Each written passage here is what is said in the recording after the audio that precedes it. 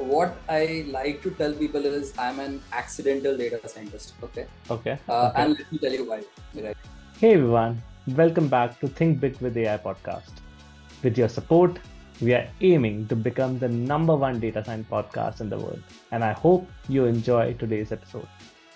In today's episode, we have an exciting conversation with Akash, a data scientist in Nika, and he will be sharing his exciting journey in data science.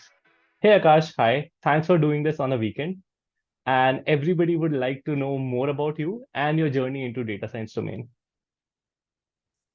Hey, hi Piyush. Thanks for having me on your great series. I think you're doing a wonderful job with it.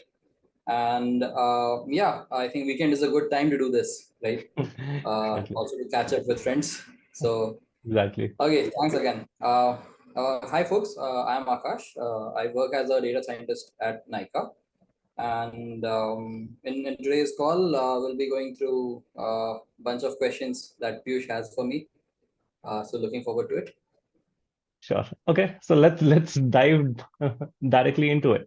So Akash, there's one thing that everybody interested in. So that's the background. What a background a person has, and how did you end up in data science? So what was your background? What did you do in your college? How did you think of that data science should be something that you should be doing, and so on? So could we start from there?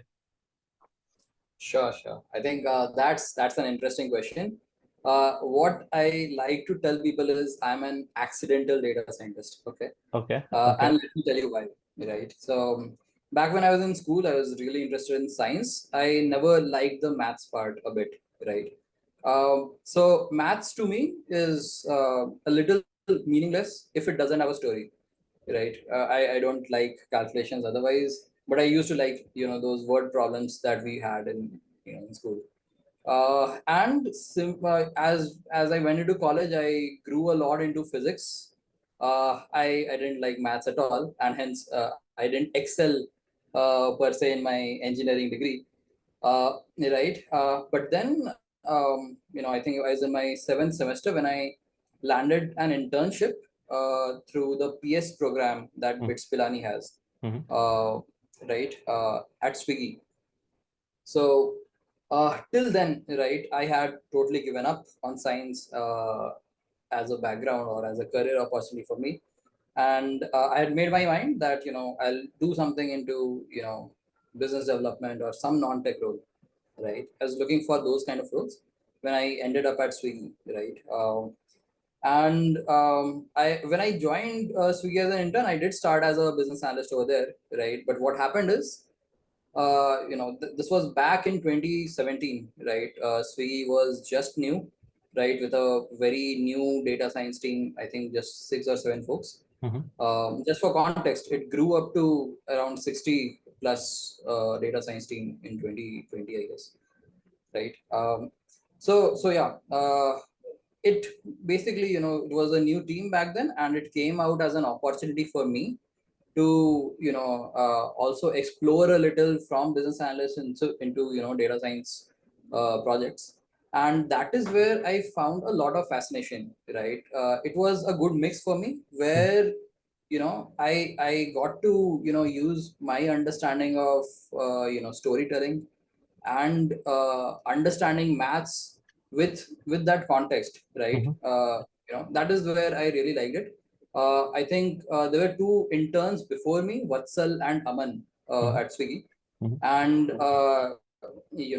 they gave me some onboarding of 2 3 hours where they told me about their Arima models and whatever they're building for demand prediction. So that was really cool. I really enjoyed that session, right? And then I think Kranti from who was the data science head at Swiggy, Mm-hmm. right? He is I think of him as my father in the tech in my professional journey, right? Got it. Because he gave me a lot of opportunities. Mhm, He gave me a lot of mentoring, mhm, right? And I think it was his passion in data, right, that instilled some enthusiasm in me in working towards this, mhm, right? And those 6 months as an intern, I spent a lot on upskilling myself in data science, right? So from someone who does not have a CS degree, right? Mhm, Right, it was uh, quite a bit of a journey for me, but the culture that the team had back then, mhm, and the kind of projects that I came across, right? mhm, It kind of made me very interested in data mhm, science, and yeah, here I am today. got it, got it. So there are two interesting points here. First, I would want to delve in. You mentioned that you started as a analyst, not a data scientist. So it's Yep. a faint difference between an analyst and a data scientist. So could you just give a brief idea that what do you understand? So what is the distinction between an analyst role and a data scientist role? Yeah, I think both are very very close in terms of how they work with data, right? Mhm, They both mhm, need a very good understanding of what data is available and how, and a very good understanding of what that data is trying to convey. I mhm, think it's about the delta is in the work that they, in the meaning that they find out of data, right? For an analyst, what I believe is work is very fast moving, mhm. find insights out of data and help make very meaningful and very quick decisions, Understood. right? Where I understand a data scientist would possibly venture into more sophisticated solutioning for a long term problem, right? Mhm, mhm, uh, which might involve using some ML models or using some statistical models, mhm, right? mhm, mhm. Or doing some optimization algorithms, anything, right? Got it. But I think that's the difference that I understand, Mhm. right? One is a quick paced job, and the other one is a more long term, more sophisticated job profile. Got it. That's a really good intake of what a role would differentiate as. Okay. And the second point that I would want to ask, you mentioned that there was a upskilling time, that 6 months that you took time to upskill yourself.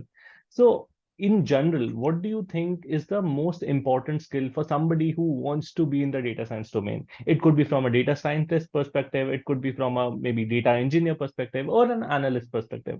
But what are the top skills or someone should have to enter in this domain? Hmm.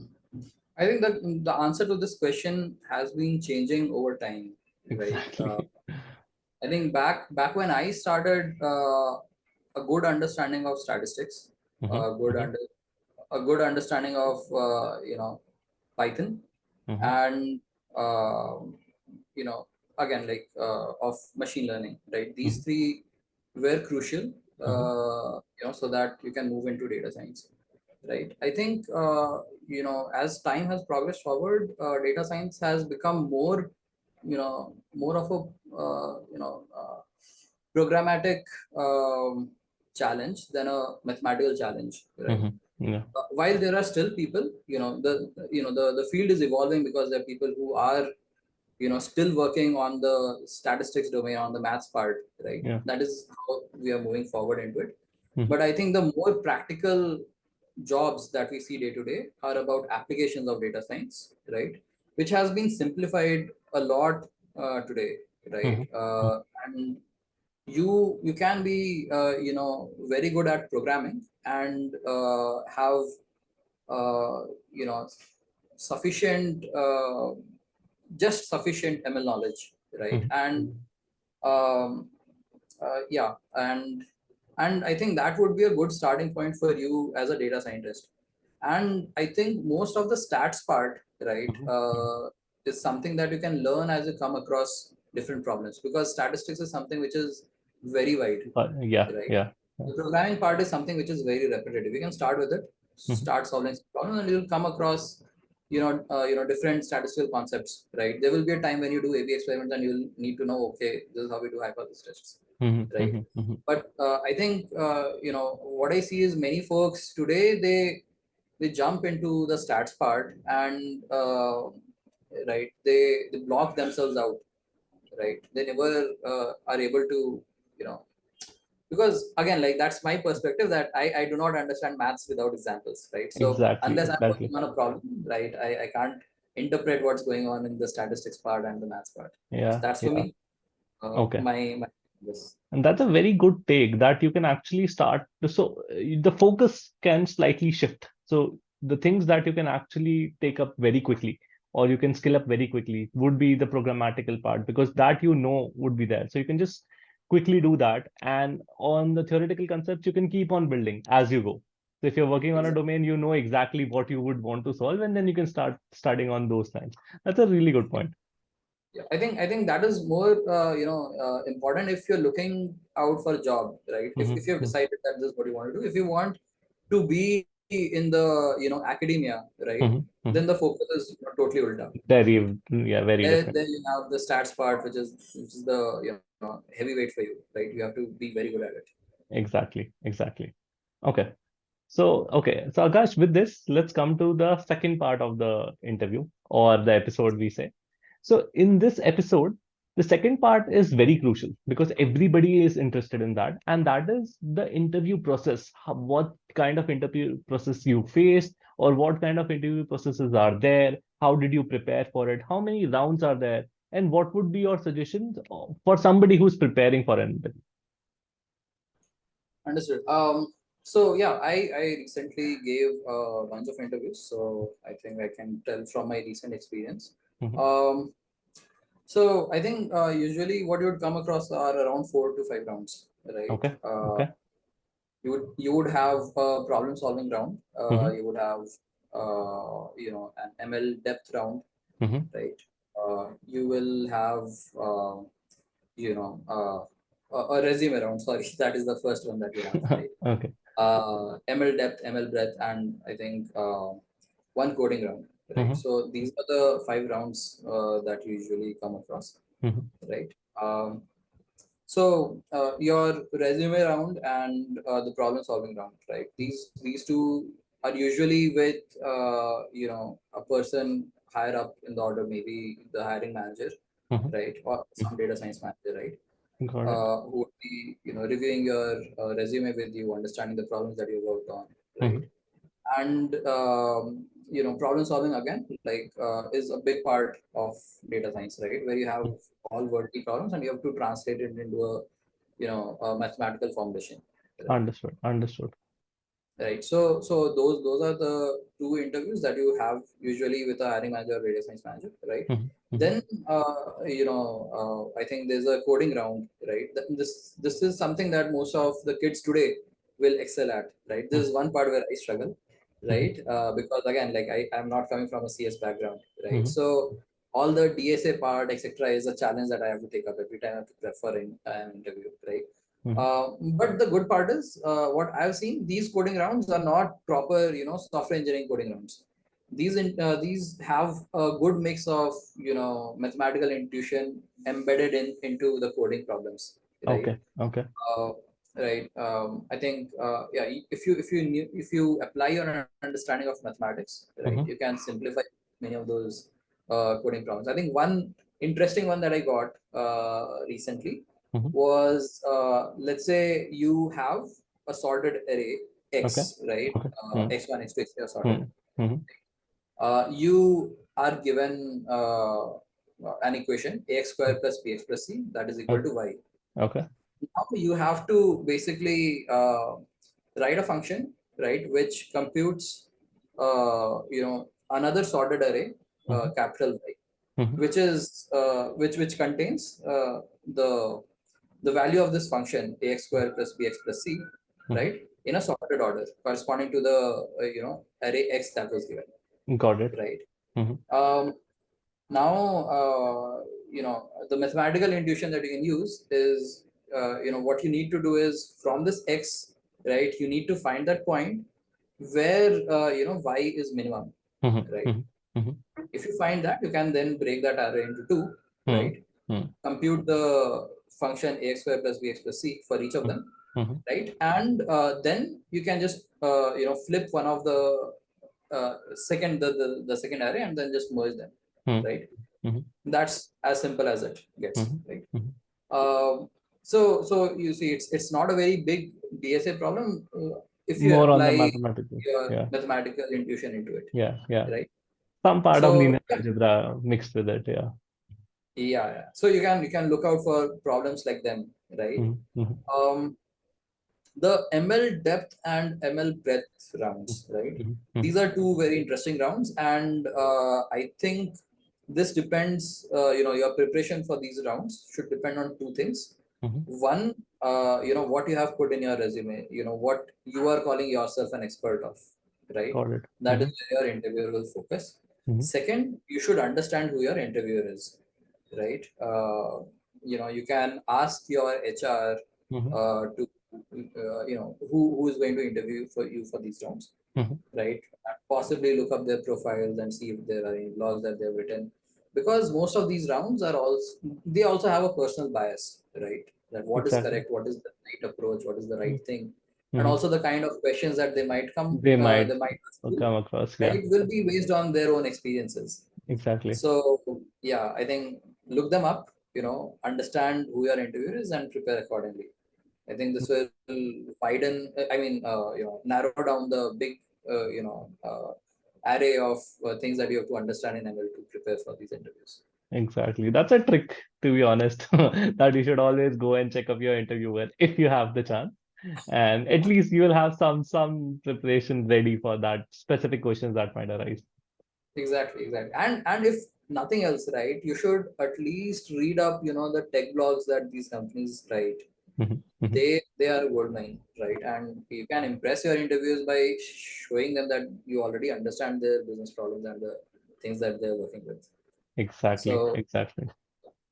I That's think something which will make you many people stand don't out. do that. Yeah, yeah. Sorry.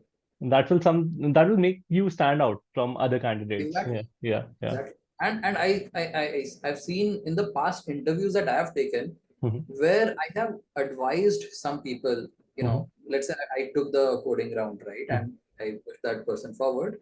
I advised that person, hey, you probably need to read some of the blogs that Swiggy wrote while mhm. I was working in Swiggy, right? And I don't see people doing that, right? But I think if they did, they would have stood out definitely, right? Got it. That's a really So good yeah, point. Yeah, those yeah. are my observations for Mhm, these interview rounds. mhm. So everybody can take note of it and maybe prepare accordingly for the next round. Definitely. Yeah, yeah. Okay, so this is the breadth and depth. So in depth, you mentioned that anything that you have worked on, that is very critical, and you should be thorough about it. That if you're writing it in your CV or resume, you should be thorough about it. What about breadth? Because machine learning itself is vast. So if you talk about statistical models, if you talk about deep learning models, so in breadth, what should be the preparation strategy like? Because in the end you cannot go and prepare everything in the last few days, not last few days, even if you're starting for a month. How should you start for it? So should you go with the statistical models and then go into the deep learning side, or should you be having a mixed approach, maybe a round robin approach, take one topic from here, second topic from something somewhere else, or maybe something on those lines? So I think in my experience, breath rounds are more flexible. Mm-hmm, In terms of what will the interviewer ask. I mm-hmm, think interviewers are that considerate because they also understand you cannot cover everything, mm-hmm, right? mm-hmm, So what I would generally see is, interviewers would ask, okay, what is some classical ML models that you're comfortable with, and mm-hmm, what are you comfortable with in deep learning, mm-hmm. right? And I think that is where you have to smartly navigate the interview as per your uh,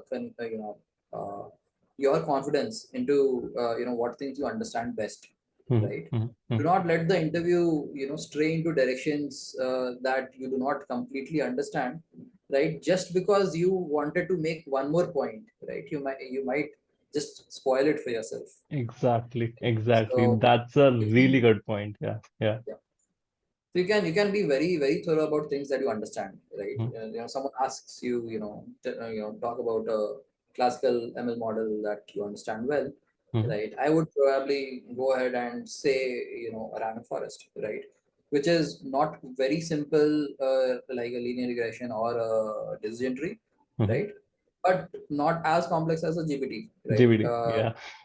So you can make very good answers, and the interview will definitely go towards, okay, if you know this much about random forest, tell us about GPTs, right? Yeah. Yeah. So there again, like, answer as much as you know, right? Mhm. But Mhm. keep bring it back to the random forest. So I'm giving this just an example. You can take any other model that you're comfortable with, Mhm. bring Mhm. make comparisons with how a random forest does compared to a GPT, right? And keep it focused, so you always have something to say, right? Mhm. Mhm. Mhm. Your answers are always contextual, right? Got it. So I think those are some things that you can do to navigate these rounds, right? Mhm. It will Mhm. then again like go into, okay, so we are done with classical, and okay, now let's talk about some deep learning methods, and I think till now in the interviews that I gave, no one went into you know into complexities of the new age deep learning systems, but they were more about the understanding of the basics of Mhm. deep learning, right? Mhm. Okay, Mhm. like, okay, how will you regularize a deep learning model, and why is it even needed, right? Those kind of things, right? And yeah, so you know you need to know a little bit about everything, right? Mhm. And Mhm. then play on your strengths, right? I think this is how, and definitely be very clear about what you don't know. If there's something that you don't know, right? Instead of just making guesses, right? Be very clear about, okay, this is not something that I've worked with, right? Or I've come across yet, Mhm. right? And you would like to know more about it, right? I think that will save your time. It will give you more time to talk about things that That you you know. actually know, right? Exactly. Exactly. So yeah, it will save your interviews time and avoid you from possible negative feedbacks that you would get if you give random answers, right? Exactly. So Exactly.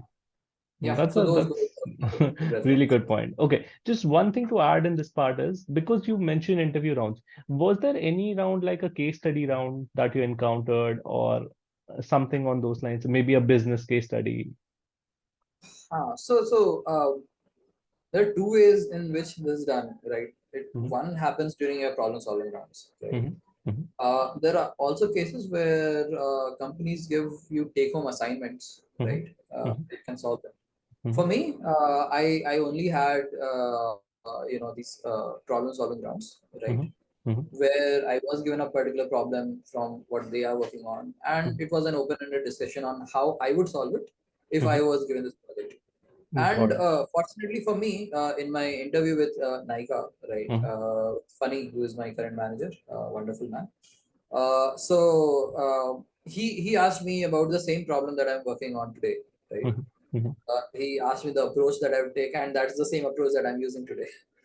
So Okay. yeah, I think it's a very open-ended discussion, and your managers, you would actually want to understand what you would actually do Mm-hmm. when you are given a problem, right? And many a times it would also be the problem that either they are working on or they want you to work on, right? Mm-hmm. So yeah, so I think that's the kind of case studies that I've come across. Got Yeah, it. Got it. So but it's many more other companies have open-ended. Yeah. Yeah. many other companies have well-designed case studies, right? Mm-hmm. Like take-home assignments. Got it. Got it. But still, if it's open-ended, you can still maybe talk through your approach. They will give you some Exactly. scenario, some constraint, and then you can talk through more. Yeah. Got it. Got it. Okay. So, Akash, this brings to our last part of the episode. And this I ask everybody. So, the last part is, let's suppose somebody is preparing and they are watching this episode right now and they have only 24 hours for the next round. What are the top five topics that you would ask them to prepare? Short, that you shouldn't go to that interview without preparing these five topics. What would be the top five? Do we know the kind of interview? Okay, Uh, let's suppose a data scientist interview. okay. Okay, sure. Um, Five things, right? The first two things would be from your resume, Okay, right? okay. Definitely be very sure about two top projects that you've mentioned in your resume, right? Mhm. Know in and out of about everything in it, Mhm. right? And the those are the top two things that you should know, right? Mhm. Every Mhm. 2 points in your Mhm. resume, right? That Mhm. you mentioned, Mhm. right? I think no one looks at what you've written in your skills and everything else, but Mhm. what they look at are the work that you've done in your past, right? Got it. And if you're able to explain that to Mhm. the very fine granularities, right? Mhm. I Mhm. think most of your job is done there, Okay. right? Next two things. One would be read up on some statistics part, right? Because that is something you'll know most things, but that is something that you might miss out on, and you need to be very particular about if questions are asked. For example, read up on hypothesis testing or central limit theorem and those kind of things, right? Mhm. No one would Mhm. go into more complex things than that, right? No Mhm. one will ask you about, let's say, tell me what a Poisson distribution does and all, Mhm. right? When an interviewer asks you a question, it will be a CLT question, right? Or a hypothesis testing question, what Mhm. kind of errors and those things, right? Mhm. So, yeah, read up on that. Mhm. I would read up on that because, I kind of make mistakes here. So I always revise this before an Okay. interview. Okay. Um, from an ML perspective, Mhm. read up on at least one model that one that you've either worked on a lot, right, Mhm. Mhm. or basically one that you're comfortable explaining, right? Because there's a very high chance that someone will ask you to explain a model, how it works, what parameters can be tuned in different scenarios, and why would you choose this and why not, and everything, right? So Mhm. be very thorough about at least one particular ML model, right? Got it. That you can explain with confidence like a professor. Mhm. Mhm. And the last part, right? The fifth thing that you need to know, if Okay. there is a company law, read it, right? Okay. Okay. So that's a repetitive answer, but it's an important one. So these will be my top five. If you have 16 hours or 24 hours to prepare for a interview, this is what I would do, right? Okay. Okay. And that's a very thorough answer, to be honest, because you mentioned a few things that blogs, people tend to miss out on that. So that is Mm-hmm. one thing that you should short go through it. And you mentioned if you know the interviewer, get some details from the profile itself, and definitely delve on those those things as well. So that would definitely help somebody to at least gain some idea that okay, the questions might be from certain domain. Maybe it could be something from recommendation, something from the fraud domain, and so on. Correct, correct. Yeah, Got it. 100%. Exactly. Okay. And that was actually a very thorough answer. And somebody who's actually listening to it right now, if they go and do about these top five, then there might be a chance that they might get at least one of them, maybe in the next round. Yeah. Okay. So Akash, so all the questions that I wanted to cover in this episode, those are done. But just one part is left that I am introducing in this episode. So everybody has seen the evolution of a LLM. So, what do you think would be the future of LLMs, and should people be worried about it, or what do you think about LLMs in general? So it could be, and I'm not talking about specific like a chat GPT. It could be multimodal. It could be maybe images. It could be videos, or maybe something. So, what do you think about an LLM in this age, as well as what do you think about the future of LLMs? Hmm. Um, Or I I can think, rephrase: are you optimistic about LLMs, or what do you think about it? see, it has made my life easy till now, so I'm Mhm. optimistic about it. Okay. So that's fine. Second, I'd say, people have been imagining of an AI takeover, for the last 60 years. Okay. When computers were introduced, people were afraid of computers, right? Mhm. And when something new is introduced, people are afraid of it. Of course, we do not understand, the wide possibilities, right? Mhm. That LLMs might bring, and that is scary enough, Mhm. right? But what we need to also know that we we have created it, right? And Yep. we can understand its capabilities, Mhm. right, by Mhm. studying. for, right? Mhm. And what we should see it as is an opportunity, right? Mhm. Mhm. It's not going to take away your jobs, it's going to replace them with better jobs, right? That is how I see it, right? Mhm. That is what has happened in the past 50, 60 years, Mhm. right? We are not doing a lot of physical jobs today, right? Most Mhm. of them have been replaced by automated machines, right? But it has made the quality of our life easier, right? And I Mhm. think that is how we should see it. This change that is happening, Mhm. right? Definitely, there has been a lot of movement, a lot of job replacements, right? Many jobs have become redundant due to this, right?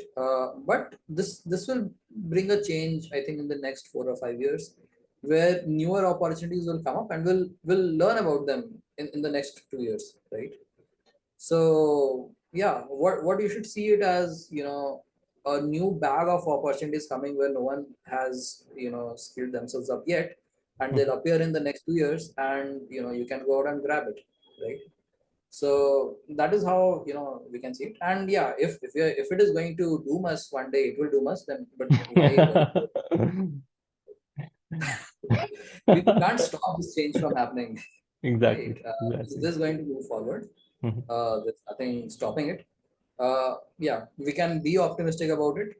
We can try to understand it and control it, right? Mhm. Mhm. And find opportunities where we can do better, right? Where we can new job opportunities that are coming out from this, right? Mhm. We can look for working on them, Mhm. right? I think if you look at it, ML and AI, they were not taught in engineering colleges till very recently, Yeah. right? Now they Yeah. are core courses.